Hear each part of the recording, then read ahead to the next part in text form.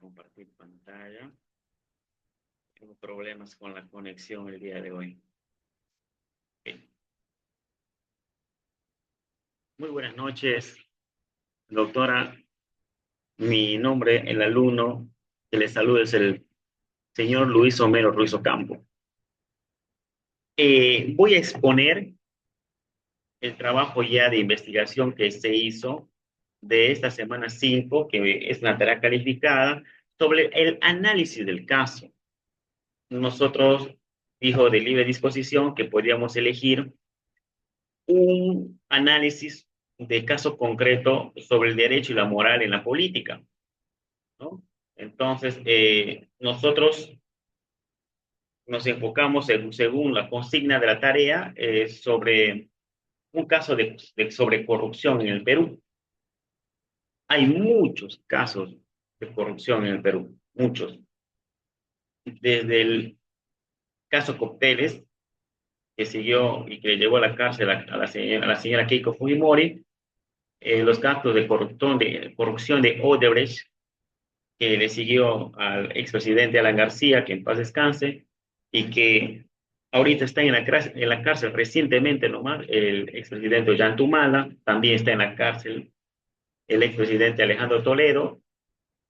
Hay que también mencionar que también está con arresto domiciliario el ex presidente de la Nación, el señor Pedro Pablo Kuczynski, y ahorita también está en investigación el expresidente, el señor Vizcarra. Hay muchos actos de corrupción aquí en el país. Creo que muchos de mis compañeros van a elegir uno de ellos, ¿no?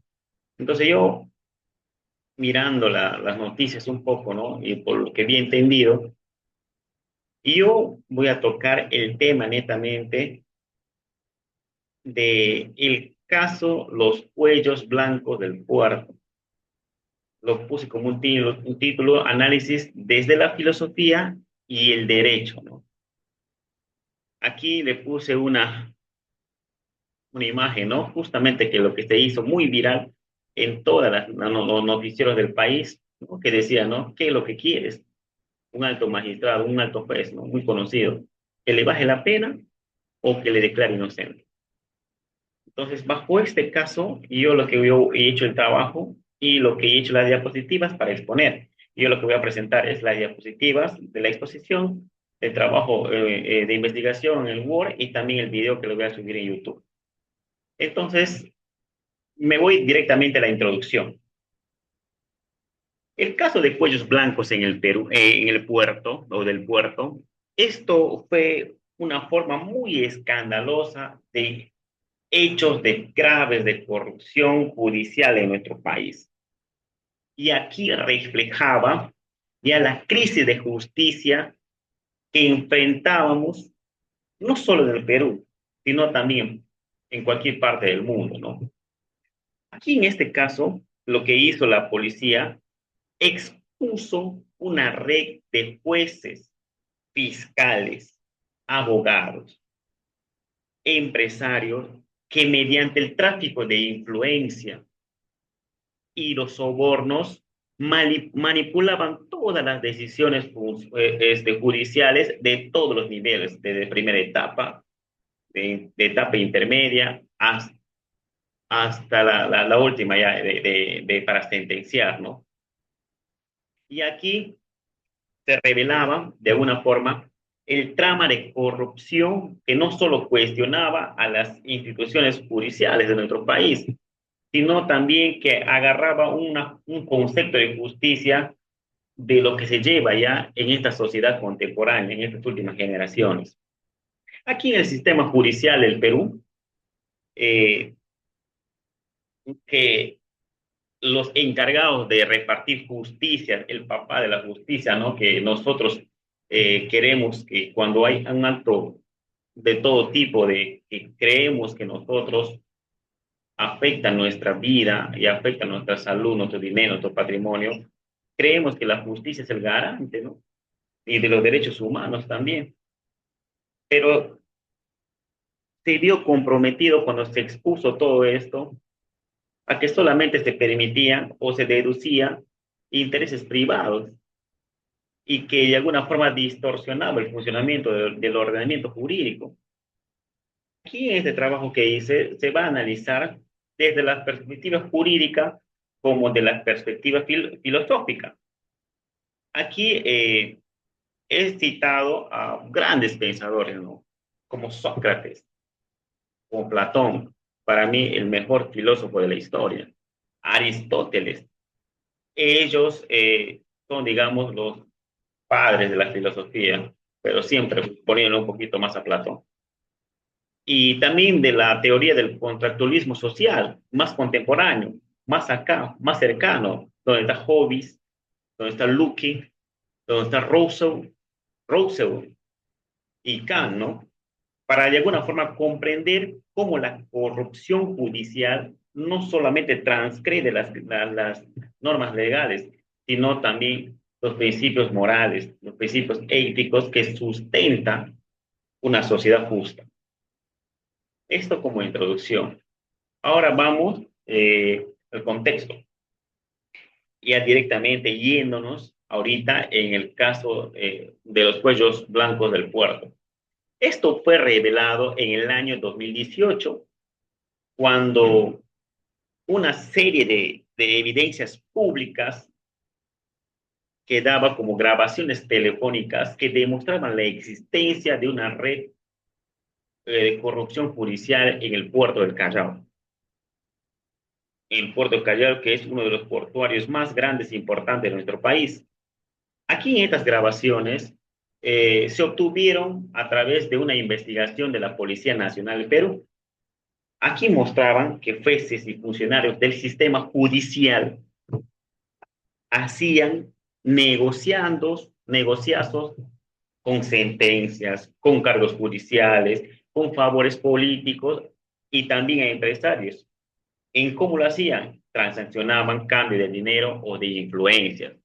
Digamos, si un empresario tenía un tema de lavado de activos, con el dinerito, le decía un fiscal y el fiscal ya se iba al juez y le decía, ¿no? Que le baje la pena o que le archive el caso. Entonces, todos sabemos que eso existe. No solamente existe ahí en Lima, existe en todos los departamentos del Perú. Todos sabemos eso. Pero como Lima está centralizado, entonces, como están allá todos, los peces gordos, como se dice, entonces ahí reventó. Y como sabemos que la televisión nacional se centraliza de allá y viene hacia todos los departamentos, entonces cayeron aquí estos fiscales cuellos blancos, como lo dicen, ¿no? En este caso, causó de alguna forma una profunda crisis de confianza en las instituciones judiciales peruanas. Naturalmente, todos tenemos de alguna forma de desconfianza. De pronto, yo denuncio un acto de robo, un acto de sicariato, un alguien que me ha querido atentar contra mi vida.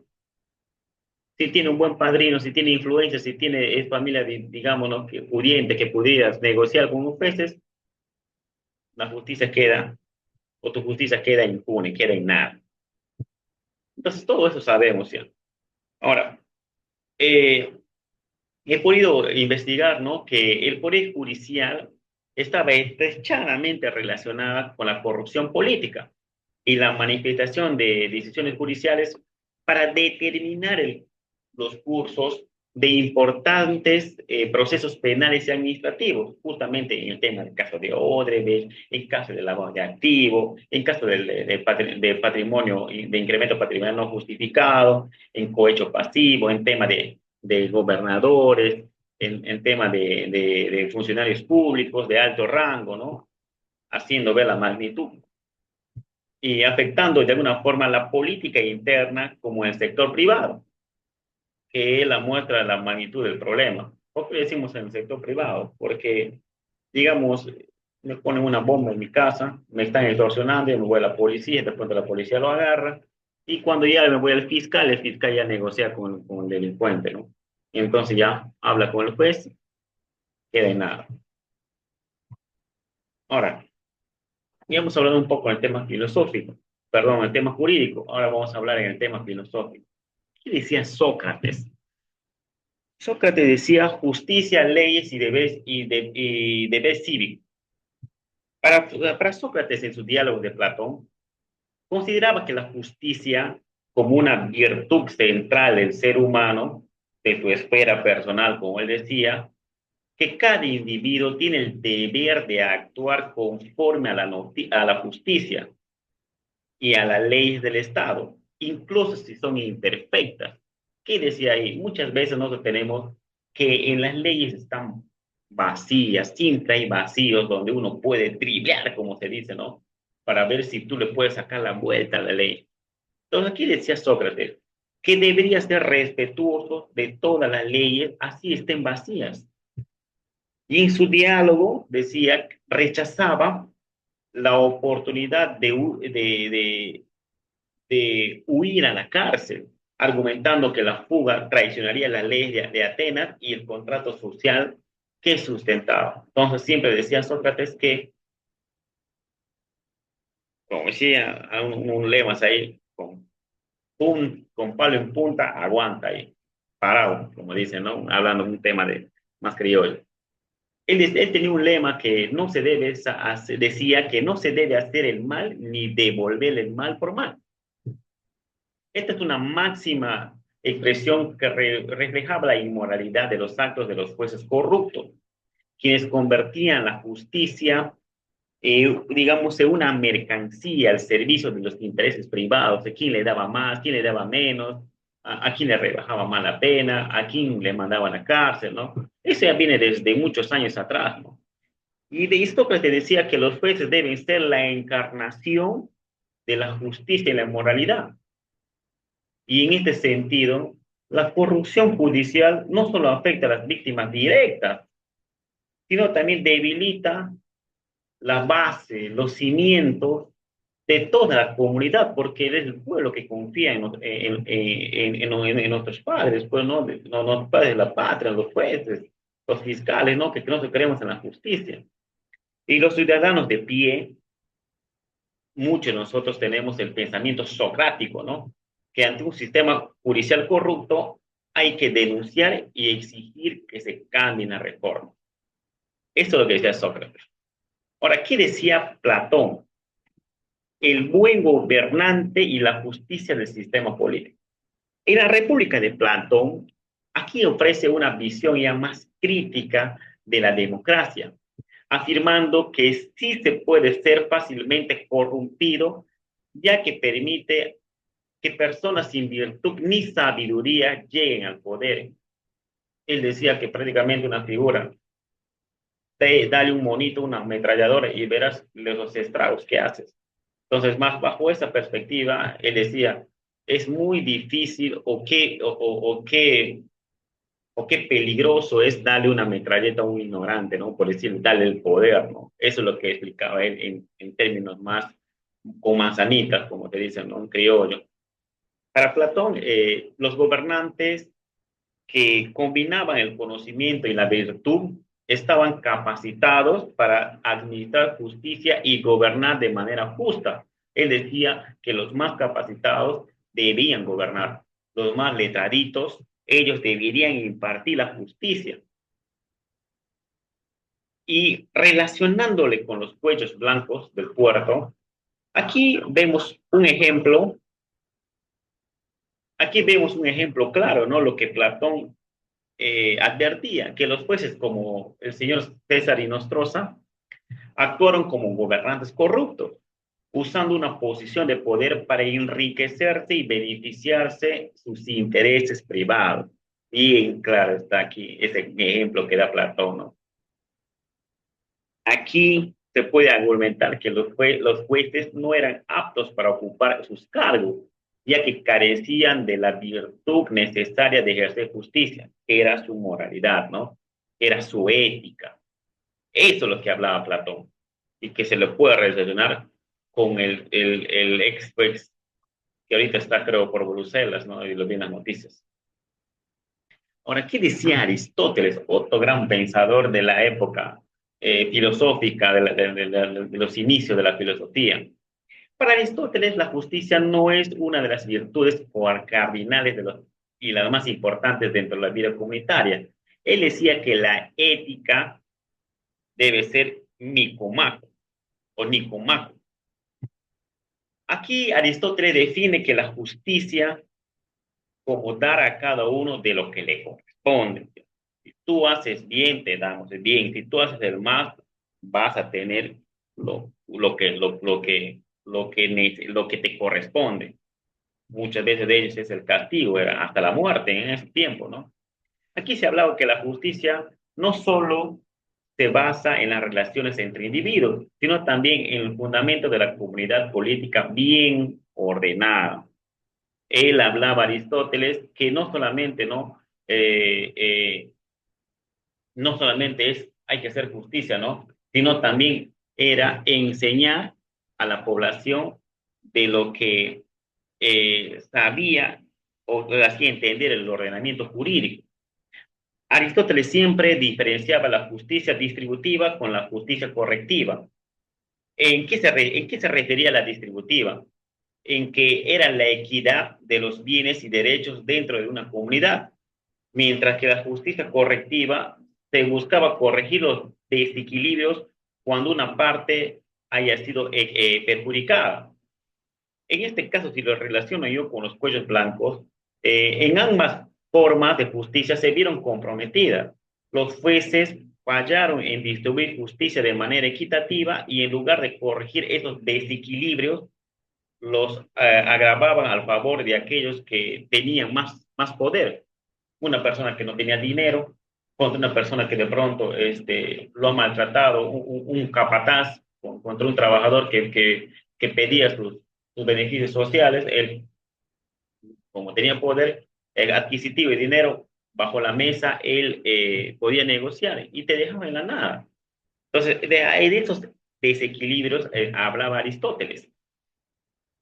Ahora, más contemporáneo, más aquí, más cerca a nosotros, ¿no? Ya del siglo XIX, podemos tomar el contractualismo social de Hobbes, Luckey y Rose. Para Thomas Hobbes, en su obra Leviatán que sabemos que es un gran monstruo de mar, sostiene que el Estado existe para proteger a los individuos del caos y de la violencia que caracteriza el estado de naturaleza. Según para Hobbes, los ciudadanos ceden parte de su libertad al Estado a cambio de seguridad y orden. Todos sabemos eso, que nosotros pagamos nuestros impuestos, nuestros tributos, nuestros arbitrios. Lo que queremos es ver las calles limpias. Lo que queremos ver es que el serenado esté andando por la calle para que nos proteja de alguna forma, que las cámaras de seguridad estén bien, que la luz esté prendida de las calles. Entonces, así hablaba Thomas Hobbes, ¿no? Que, que, que, que, que los ciudadanos de alguna forma exigimos eso, ¿no? La seguridad y el orden en nuestra jurisdicción. Y en este contexto, el sistema judicial, si lo relacionamos aquí, es una pieza clave en el contrato social, ya que su función es garantizar buenas leyes que apliquen una manera justa y equitativa. Y si lo relacionamos con los cuellos blancos, aquí se traiciona el contrato social y pone en peligro la estabilidad social. Podemos mirar que ya no confiamos en el tema de la justicia, muchos de ellos. Sí he escuchado en algunas redes sociales que algunos abogados litigantes decían, ¿no? Este juez, no decía el nombre, este juez es un peligro jurídico, decían, porque un juicio ya ganado con todos los elementos de convicción, perdía, ¿no? Entonces, a eso nos referimos, ¿no? ¿Y qué decía Luque por su parte, ¿no? Sobre el segundo tratado del gobierno civil. Él decía que los individuos tienen derechos naturales en el Estado que él debe proteger. Cuando los jueces fallan en proteger estos derechos o lo venden al mejor postor, los ciudadanos tienen derecho a resistir y demandar un cambio. Si vemos que nuestro sistema judicial está podrido y si hay un acto de votaciones, entonces nosotros tenemos que salir a las calles o empezar a votar para que se limpie, ¿no? Desde arriba el ordenamiento jurídico, ya que está bien corrupto. No solamente el Poder Judicial, también el Ministerio Público. ¿no? Que de alguna forma, nosotros nos vemos desprotegidos y ya no tenemos confianza, ¿no? Hablando del título personal. Y también Luque, volviendo a lo que decía Luque, hablaba que un gobierno que no cumple con su función de proteger los derechos naturales de los ciudadanos pierde su legitimidad y los ciudadanos tienen el derecho de rebelarse, como decía hace un momento, ¿no? Si ves que no ves justicia, nosotros podemos hacer una marcha pacífica y decir que se cambia ese juez o ese fiscal. Eso es lo que decía, qué lindos pensadores, ¿no? Lindos filosóficos que habían y que existen todavía, ¿no? ¿Qué decía Rose? Que tiene unos lindos libros, doctora. Voy a hacer una pausa y ahorita estoy viviendo en un departamento en mi ciudad. Eh, en mi casa tengo una pequeña oficina, ¿no? Donde tengo los libros así de muchos filósofos. Y he leído a Nietzsche, y he leído a Sócrates, a Platón, y justamente había un lindo libro que estaba empezando a leer de Rose. ¿Qué dice Rose? Aquí agrega que el gobierno debe actuar con la voluntad general. ¿A qué se refiere eso?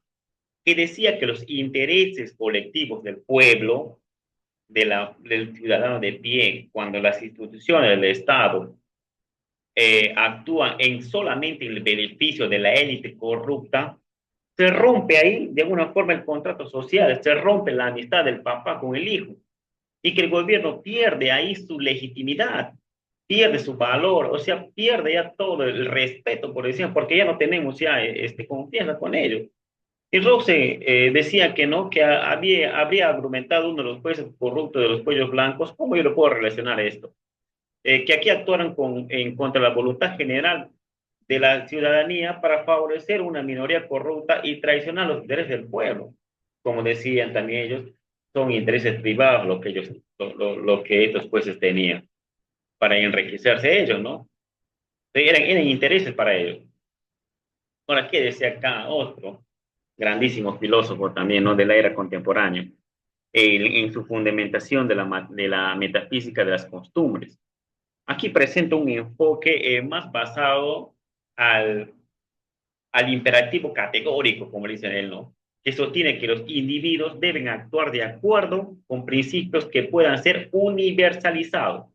Aquí dice que una acción solo es moral si puede convertirse en una ley universal que todos puedan seguir sin generar contradicciones. Aquí podemos hablar que más lo relacionamos con los derechos humanos. Hay derechos humanos por derecho a la vida. Es un derecho universal, un derecho a estar protegido, un derecho a una identidad. Esos son derechos universales que toda persona tiene. ¿Y cómo nosotros nos relacionamos con los cuellos blancos del puerto? Aquí los jueces corruptos violaron el principio de la imperetud categórico, ya que sus acciones no podrían ser universalizadas sin destruir el concepto de justicia. Si todos los jueces actúan de manera corrupta y que el sistema judicial dejaría de ser funcional y la justicia se convertiría en una cuestión solamente de poder y de dinero mediante influencias y sobornos, el sistema dejaría de convertirse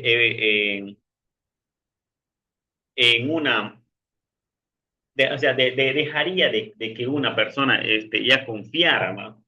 Ya, como lo vengo repitiendo, redundando ya, ¿no? En cada pensamiento que se viene dando, ¿no? Que nosotros ya no confiamos en el Poder Judicial. Y aquí podemos ver que estos jueces deben actuar conforme al deber de la moral de impartir netamente justicia, sin importar las presiones externas de los beneficios personales. Pero lastimosamente siempre se da. Siempre, muchas veces, el dinero es lo que corrompe, el dinero es que hace tráfico de influencias, el dinero es que hace muchas, muchas cosas, ¿no? Entonces, si no tenemos la capacidad moral, la capacidad ética, entonces es un peligro jurídico, como se dice, ¿no? Una persona. Aquí hay una propuesta de solución que le he dado a este punto. Aquí, a partir del análisis filosófico jurídico, se puede proponer varias soluciones para combatir la corrupción judicial en el Perú y abordar los problemas expuestos en el caso de los cuellos blancos del puerto. Uno sería las reformas institucionales profundas, reformar el sistema judicial para garantizar su independencia del poder político y económico. Este incluye un sistema de selección de jueces basados en el mérito y la integridad moral. Aquí en este punto podemos decir, ¿no? Que haya un concurso como el CAS, como se dan en cualquier parte, ¿no? Y que estos jueces no sean nombrados a dedo. Otro, transparencia y acceso a la información. Implementar mecanismos de transparencia en todos los procesos judiciales con la publicación obligatoria de sentencias y fundamentos sociales. Puedo argumentar, ¿no? Que debería haber una página más para el ciudadano, porque muchas veces que nosotros nomás tenemos es, normalmente los abogados o los que están en el tema de derechos, en el tema del derecho, normalmente sabemos por dónde van a entrar, ¿no? Pero también debería haber una página donde cualquier persona pueda hacer un clic y pueda poner su número de expediente y lo sabe, y pueda ver la información. Como le digo, solamente muchas veces saben los abogados, nomás, o los fiscales y jueces. En el punto 3 era que puse son los fortalecimientos de los controles internos y externos. Aquí podemos crear organismos independientes de supervisión judicial para detectar y sancionar rápidamente los casos de corrupción. En las cuatro puse que educación ética para jueces y funcionarios. Aquí es incluir un programa de formación ética en la formación de jueces y fiscales basados en los principios morales universales que hablaba el filósofo Kant. También ver en el tema de sanciones ejemplares, aquí podemos asegurar que los jueces corruptos se enfrenten sanciones graves con el objetivo de disuadir corrupción futura. Entonces, tenemos que poner leyes más fuertes, porque sí las hay, pero podemos dar un punto de solución ahí. Otro es el fortalecimiento de la sociedad civil, fomentar la participación activa de la sociedad civil en la supervisión de los procesos judiciales. Aquí tuviéramos que poner mucha publicidad, para que las personas de pie también puedan participar en este tema de sociedad y poder de alguna forma ir y supervisar a un fiscal, supervisar a un juez. Pero es un poco bien tedioso, ¿no? Bien difícil que se haga una norma, pero no imposible. Ahí está la propuesta. Aquí podemos ver el impacto internacional y lecciones globales del caso de los cuellos blancos del puerto. Aquí, cómo llegó al impacto en otras noticieros internacionales. No solo fue este caso algo relevante en el Perú, sino que también tiene de alguna forma amplias, amplias implicaciones más en el sistema judicial y la democracia de todo el mundo. Este escándalo pone de relieve algunos de los mayores desafíos que enfrenta el país o un país de desarrollo y aquellos que buscan consolidar instituciones democráticas. La corrupción judicial es un fenómeno que afecta no solo a América Latina, sino también a muchas regiones del mundo, y en el caso peruano ofrece valiosas lecciones sobre las medidas necesarias para prevenir la erosión del Estado de Derecho. Aquí podemos ver que en los países más desarrollados, que aunque un nivel de corrupción judicial es generalmente menor, como en Estados Unidos, como es en Alemania, como es en Suiza, como es en Noruega, que ahí el acto de corrupción es casi cero, eh, podemos ver que, ¿no? Que, digamos, en Berlusconi, que le puesta aquí en Italia, donde las influencias políticas afectaron el sistema judicial, demuestra que incluso las democracias más consolidadas, como esos países son del primer mundo, las instituciones eh, pueden ser vulnerables a la corrupción cuando no se implementan suficientes controles internos y externos. En el caso, relacionándole a nuestro tema de los cuellos blancos del puerto, se ofrecen valiosas lecciones a nivel internacional sobre lo que los países pueden fortalecer sus temas judiciales para prevenir la corrupción. Yo quisiera ver que emiten, pues, ¿no? El país de Filipinas, ¿no? Que el acto de corrupción bajó casi a cero. ¿Por qué? Porque ahí el mismo presidente dictó para los corruptos pena de muerte. Entonces, es algo difícil en el Perú, pero sí se podría dar para ya de una vez cerrar todo este tema de corrupción, para al menos minimizar, bajar el alto índice que tiene, ¿no? Para terminar, doctora, ya en las conclusiones, y es que como estoy pasando más de 8 minutos, ¿no? Los cuellos blancos del puerto es un claro reflejo de cómo la corrupción puede infiltrarse profundamente en las instituciones fundamentales en un Estado y desmoronar la confianza pública en el sistema judicial. En este caso se pone en evidencia la fragilidad del sistema judicial peruano y de muchas otras democracias contemporáneas que enfrentan los retos similares. A las persecuciones no solo las circunstancias o las sentencias compradas a los cargos de manipulados, sino que también abren la puerta a una crisis de legitimidad que afecta a todas las instituciones del Estado y su capacidad para garantizar justicia. Uno de los puntos claves que resalta en relación a los cuellos blancos del puerto es que la corrupción judicial no solo es un acto ilegal y moral individual de cada uno, sino también que tiene un impacto sistemático en todo el Estado de Derecho del ordenamiento jurídico peruano. El Poder Judicial, de manera imparcial, garantiza los derechos y deberes de todos los ciudadanos. Cuando el sistema se corrompe, se destruye, se rompe, esto socava la confianza pública en el Estado y la justicia debe ser percibida como un derecho equitativo para convertirse en una cuestión de acceso, de dinero y de influencias. En el análisis seguimos con el caso de los cuellos blancos del puerto, no solo subraya los problemas actuales en el sistema judicial peruano, sino también que revela la necesidad de implementar reformas estructurales y profundas para evitar que las situaciones similares vuelvan a ocurrir en el futuro, ya que las propuestas de reforma deben concluir con un cambio a nivel institucional y también educativo y cultural. Podemos también poner un punto, ¿no? Que es crucial fortalecer la independencia del Poder Judicial, garantizar que los jueces y fiscales no estén sometidos a presiones políticas ni económicas. Otro, segundo, es independizar, promover una mayor transparencia en los procesos judiciales, la publicación obligatoria de todas las decisiones judiciales, la implementación de las plataformas de seguimiento al ciudadano, como venía diciendo hace un momento, y la creación de auditorías independientes ayudarían a prevenir futuros casos de corrupción. Y tercero, se debe fortalecer la educación ética de los jueces y funcionarios, que es un sistema judicial sano que no solo requiere jueces y componentes en el ámbito legal, sino también personas que entiendan la importancia de la moralidad en la administración pública. Doctora, muchas gracias. Creo que me pasé un poquito de la hora. Esto es el trabajo que yo acabo de presentar. Lo voy a subir ahorita. Son las 23:11 de la noche con 27 minutos del día 26 de abril. Quisiera agradecer mucho por estos tipos de temas que das, porque es muy importante saberlo y nosotros educarnos, porque más que todo está la ética de la persona y que lastimosamente vivimos en un país, ¿no? Que tiene alto índice de corrupción, pero que creo que nosotros ponemos mano dura como ciudadanos de pie, como ciudadanos que queremos a nuestro país. Y nosotros esperamos que esto sea de conocimiento público más adelante y que nosotros podamos tener una sociedad y un poder judicial que nos proteja, ¿no? Muchas gracias.